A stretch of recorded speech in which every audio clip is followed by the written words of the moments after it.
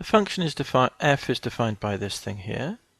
For x belong to R, x not equal to find f to the minus 1. Now here's a sketch now of a function, two straight line segments joined together. And it says a function g, here it is here in the picture.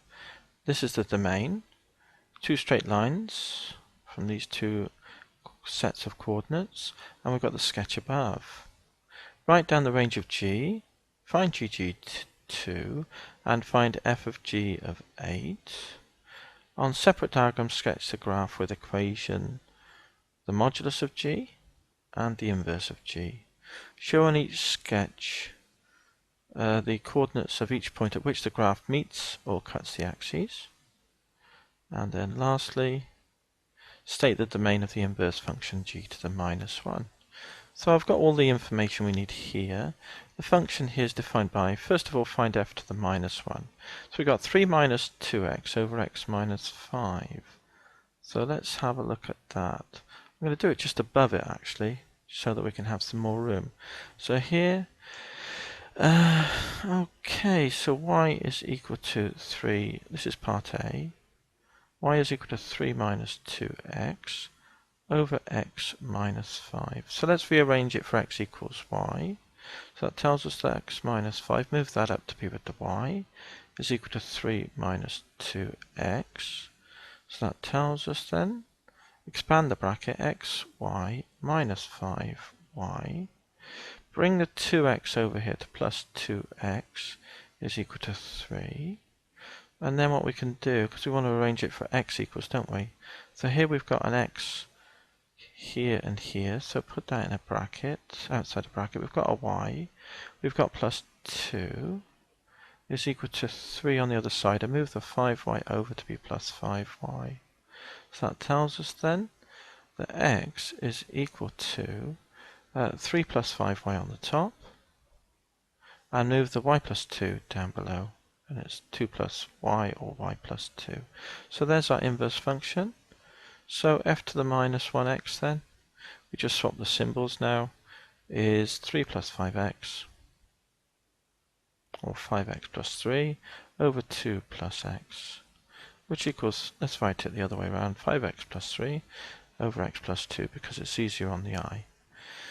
And this would be when x is not equal to minus 2, wouldn't it, here? Okay, good. So that's part A then. Find the inverse function. Good.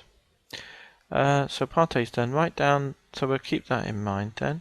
Write down the range of g. Here's g in the picture. Write down the range of g. Find gg2 and gg8. So part B, I'll put it here. Range of g is equal to, well, it's all the y values from up to 4 down to minus 9. So it would be the interval from minus 9, and because the domain of f, the range of g here. Now I need to go back to the question. Let me just click on the question to see what it was defined on, just to be absolutely sure. It includes the endpoints, yeah? So because it includes the points, these endpoints 1, 8, it's going to include these points here. So that's why we need a square bracket. It would include the lowest most point, minus 9, up to the value 4, square bracket. So there's our range as an interval. Okay, find gg2 then, so part C. g of 2 is equal to then, g of 2 is 0, so it would be g of 0. We worked out the innermost value, and then when we put g of 0 in, we can see it's minus 6. And then d, let's do that one here. f g of 8, f of g of 8. And g of 8 is here, which is 4. So it's f of 4. And we know what f of 4 is. Here it is here. The function f at the top. Put 4 in here for the function. Oh, we can go back to the question actually. Here it is here. Put 4 in. 3 minus 8, isn't it? It's minus 5. Over 4 minus 5 is minus 1. Minus 5 over minus 1, which is 5. So let's put that down here then. Minus 5 over minus 1, which equals 5. So there's f of g of 8. So part D is done as well. Now let's move on to part E. So on separate diagrams, sketch with the equation y equals the modulus of g and 2y equals the inverse of g. Indicate any axis cutting or touching points. That's the first thing to do. So here's our function, and we need to sketch the inverse and the modulus. Okay, good. So I'm going to do it on the graph, but it does say on separate diagrams, so I'm going to do it and then well, I might draw it again. Let's just copy it then, this section here, so I don't have to copy it all again. Edit, copy. Okay, so let's paste it down here. Edit, paste. I might have to go and get it and bring it down. Here we go. And then I'll just get rid of the other stuff that I brought with it, and we've got the sketch to use as a template. Okay, so let's have a look at this then. So, what have we got here?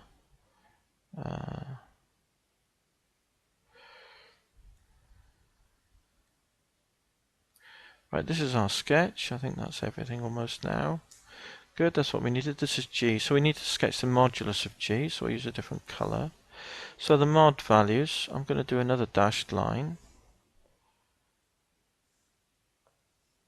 Okay, so the value is going to stay the same here. And then, but this value, when it's negative, it has the mirror image, isn't it? So instead of going through minus 6, it goes through 6. So this is an axis cutting point here. This is an axis cutting point, or touching point. So this would be 2, 0. This is another axis cutting point, which is going to be 6, and x is 0, rather. And the value is 6. And we go up through there, don't we, up here. Like so. It's the mirror image of the line there. And it goes up to here, which is minus 9. And that axis carries on. Okay, so there's the modulus. So let's just specify that. Y equals the modulus of g of x. Now we have to do the inverse. Now this is not easy, so let's copy this again. I'll try my best to copy it all. Edit, copy, and paste it. And then we'll try and do the inverse now, which is probably the most hardest thing in this question. Put that down here, hopefully. Got enough room. I'll put it over here, say. There, just about enough room here. Okay, good. So let's just get rid of this function here. We need to get rid of the green stuff, or as much as we can, because this was from the previous diagram, wasn't it? So I might not be able to get rid of it all, but I'll get rid of as much as I can. This is a dashed yellow line, isn't it, here? So I just fill that in. So it goes to here, doesn't it? Okay, so this is g of x, and we need to draw the inverse. So y is equal to g of x. So how do you draw the inverse then? Well, basically what you do is you picture this and put a hand over it, and then you pull your hand off the page, and you turn your hand over so that if it's your left hand, your thumb is facing right. You pull your hand off the page and you turn your hand over so you can see your palm, and your thumb is now turned upwards. And that's the inverse function. Right? Okay, so I need to draw that as a picture. So if I think of this point, for example, if I take my hand off the page, take my hand on off the page and turn it over, it's really difficult to visualize it. But basically I'm reflecting it through the line y equals x if I do that. So this point here, 0, 2, 0 will move up to here, won't it? To 2, 0 here. So it's rather badly drawn to scale, isn't it? But basically I've got a line y equals x now, and I need to reflect that point to this point here, which is, I'll use another colour. This point here, that point goes to there.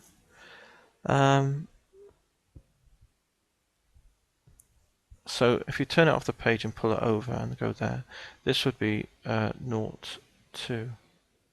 And then if we turn this point here off the page, it has an 8 value, so it will have a height value of 8 and it will have an x value of 4. So 8, 4 moves to 4, 8. So 4 up to 8, and that would be 4, 8. And that would be the line there then, the symmetrical line. It's not drawn to scale here, this is why it doesn't look quite right. And then if you do the same for the other points, so I'm going to turn this one off, over and put it down. This one moves over to there, to minus 6, 0. That's that point. So there's our straight line. Oops. And this point here, if you turn it off and put it over the page, it's going to move to minus 9, minus 1, which is here, say. And there's the point there. So that's the inverse. Not drawn to scale, that's why it doesn't look, it looks a bit skew-if. But there's our inverse function there. So in blue. So that was, and we've indicated the axis cutting points, haven't we? So this is y equals g to the minus 1 of x. So the last part of the question now, that took some thinking about, doesn't it, to visually understand that. So state the domain of the inverse function. That's simply the range of the original function. So E, so domain of